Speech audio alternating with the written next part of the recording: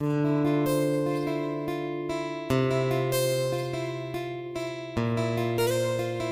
कधी माझ्यासारखंच तुम्हाला पण जेवण बनवायचा कंटाळा येतो का हो? खरं खरं सांगायचं बरं का. म्हणूनच मी आज छान अशी रेसिपी तुमच्यासोबत शेअर करते. कदाचित तुम्ही करत पण असाल. मी आज बनवणार होते मस्त झटपटीत अशी मिसळ. मी माझ्या पद्धतीनं कशी बनवते ना हे तुमच्यासोबत शेअर करणार आहे. प्रत्येकाची पद्धत ही वेगळी असते. त्यासाठी मटकी घेतली, मटकी कुकरमध्ये टाकली आणि मला जेवढी भाजीची क्वांटिटी पाहिजे होती ना तेवढंच मी पाणी त्याच्यामध्ये ॲड केलं. चवीपुरतं मीठ टाकलं आणि हळद टाकली. आता हे मला कोणी सांगितले माहिती आहे का? ज्या ताई हॉटेलमध्ये काम करायच्या ना त्यांनी मला ही सिक्रेट टिप सांगितली होती की अशी मटकी उकळून घ्यायची. आधी मी असं करत नव्हते म्हणून मी ही टिप तुमच्यासोबत शेअर केली. त्याच्यानंतर कुकरमध्ये एक शिट्टी करून घेतली, म्हणजे थोडीशी आपली वाफवून घ्यायची मटकी. कुकर लावून घेतला आणि मग इकडे मसाल्याची तयारी केली. मसाल्यासाठी कांदा, खोबरं आणि लसूण घेतला. अद्रक काय माझ्याकडे नव्हतं म्हणून म्हटलं थोडीशी आलं लसूण पेस्ट टाकेल, पण परत म्हटलं नको, आहेच लसूण खोबरं तर त्याची काय गरज नाही आहे.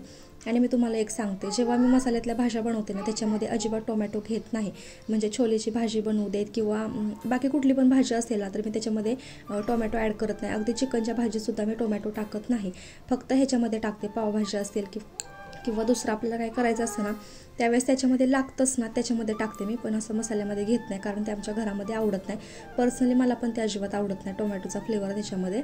खोबरं छानसं भाजून घेतलं आणि खोबरं आहे ना मी थोडंसं ओलं घेतलं होतं, त्याच्यामुळे थोडंसं खरपूस भाजून झालं की लगेच साईडला काढून घेतलं. लसूण पण भाजून घेतला. आपल्याकडे काय होतं ना जेव्हा करायच्या टायमिंगला नेमकं एक काहीतरी संपलेलं असतं. आता माझ्याकडे अद्रक संपलं होतं त्यामुळे मला खूप वाईट वाटत होतं. त्याच्यानंतर मग कांदा भाजण्यासाठी टाकला. कांदा पण ओला असल्यामुळे लवकर काय भाजत नव्हता आणि मला वाटतं मी जरा मोठेच तुकडे केले होते. कढई लाल व्हायला लागली पण कांदा काय लाल होत नव्हता म्हणून मी थोडंसं मीठ आणि तेल टाकलं आणि थोडासाच लाल झाल्याच्या नंतर मग लगेच काढून घेतलं आणि मसाला थंड झाल्याच्या नंतर कोथिंबीर टाकून बारीक करून घेतला. मसाला पण बारीक झाला होता. इकडं कुकरची पण एक शिट्टी झाली होती मसाला भाजेपर्यंत. मग म्हटलं आता आपण भाजी फोडणीला टाकून घेऊयात. आणि मिसळ करताना कंजूशी करायची नाही तेलाच्या बाबतीत, नाहीतर बायका काय करतात थोडंसं तेल टाकतात तर मग मिसळ काही चांगली होत नाही. म्हणून कंजूशी करायची नाही. 3-4 चमचे तेल टाकून घ्यायचं. मला काही मोहरी आवडत नाही त्याच्यामुळे मोहरी नाही टाकली. मी जिरे टाकले. जिरे टाकल्याच्या नंतर कढीपत्ता टाकला कारण मिसळमध्ये मला कढीपत्त्याचा फ्लेवर खूप जास्त आवडतो. तुम्हाला तर माहिती आहे आपल्या केसांसाठी पण कढीपत्ता किती चांगला आहे ते. आणि मी ना कढीपत्ता साईडला काढून ठेवत नाही, म्हणजे पोह्यातला किंवा असं बाकी कशात जरी टाकला ना कढीपत्ता तर डायरेक्टली खाऊन घेते. आपण जो मसाला काढला होता म्हणजे कांदा, लसूण, खोबरं ते सगळं भाजून घेतलेलं मिक्सरमध्ये बारीक करून मग ते त्याच्यामध्ये टाकलं आणि व्यवस्थित परतून घेतलं. मसाला जोपर्यंत चांगला परतून होत नाही ना तोपर्यंत त्याच्यामध्ये आपले जे वापरतो ना मसाले ते मसाले टाकायचे नाहीत. मसाला छानसा भाजून झाल्याच्या नंतर मग त्याच्यामध्ये मी काय टाकलं माहिती आहे का? आमचा घरचा कांदा लसूण मसाला टाकला. थोडासा चिकन मसाला पण टाकला. आपल्याला सवय लागलेली असते ना प्रत्येक भाजीमध्ये चिकन मसाला पाहिजेच.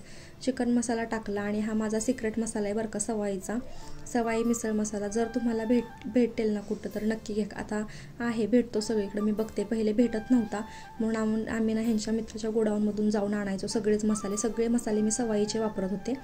पण आता भेटतात इकडे तिकडे कुठे पण. मसाला टाकला, हळद टाकली, चवीपुरतं मीठ टाकलं, चिकन मसाला टाकला आणि मग ते सगळं मसाला ना मी तेल सुटेपर्यंत छान असं भाजून घेतलं.